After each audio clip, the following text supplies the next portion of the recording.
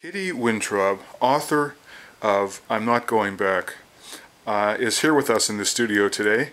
You wrote that like quite a few years after the initial experience. What decided you to write that book? I wrote it because I wanted my children and my grandchildren to know about my childhood and to know about the war. They, everybody had heard about the Holocaust, but they had not heard really about the evacuation of the children. Kitty grew up in the East End of London. When war was declared in September 1939, she and multitudes of schoolchildren were evacuated from their homes to foster parents in the countryside. Kitty and her husband Ralph are often invited to tell the story in schools, churches, synagogues, and libraries. Mr. Chamberlain, he went to see Hitler and just speak up. They can hear me. Can you hear me? Yes. Thank you. So everybody was expecting the war, and they were also expecting that the first day of the war, all the big cities would be completely bombed. And this was in September 1939, and the same as over here in Canada. Schools are closed in August for the school holidays, but we were told that once a week we had to come to school during August because we didn't know if and when there was going to be a war. They were sure that where we lived in the East End of London, near the docks, that would be a very good place for the Germans, either to land or to drop their bombs. But we went to school and the teacher said, tomorrow you're going to go. No parents are to come to the school to see you off. Well, of course, all the mums came. We had to stand in line before walking to the train station, and we didn't know where we were going. My mother was in her grey coat with a handkerchief up to her eyes, crying away, and I could hear the ducks quacking because it was a lovely day. It wasn't even raining, and it always rains in England. It wasn't even raining, and the ducks are going quack, quack, quack.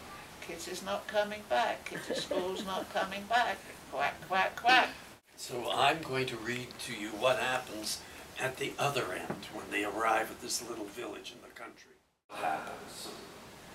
The voice of Sergeant Major Harrison. She was a gym teacher, but she looked like a man. First, we were given tea and cake, and then the fun began. We're really going to be the chosen people, I thought. That's how I felt. The villagers were here to choose whom they wanted without knowing a thing about us.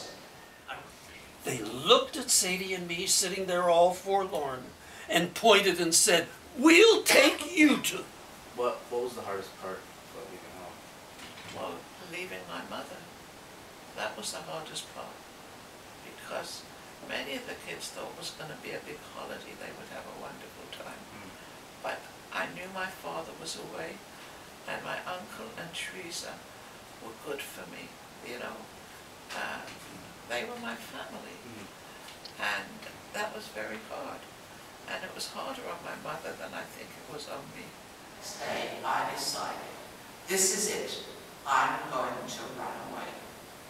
When I got back, my mother was shocked to see me because as there was no school, my Uncle Yuli, and I don't think this is in the book, he said, I'll teach the girl arithmetic. She'll be clever, after I've taught her all this that I know, and I don't think he knew very much anyway. So when all this bombing was going on, were you still happy to be in London compared to the countryside? Yeah, I wanted to be in London with my mother. I didn't want to leave my mother. It is late afternoon, and the people of London are preparing for the night. Everyone is anxious to get home before darkness falls, before our nightly visitors arrive. This is the London rush hour. Many of the people at whom you are looking now are members of the greatest civilian army ever to be assembled. These men and women who have worked all day in offices or in markets are now hurrying home to change into the uniform of their particular service. Now they're going into the public shelters. This is not a pleasant way to spend the night. I was sick to death of running every night, sick to death of sleeping on the hard, cold platform with the trains going by, and everyone staring, and the horrible smells of sweaty people and smelly blankets. But the spirit of London remains indomitable. Look at this lot, searching for souvenirs.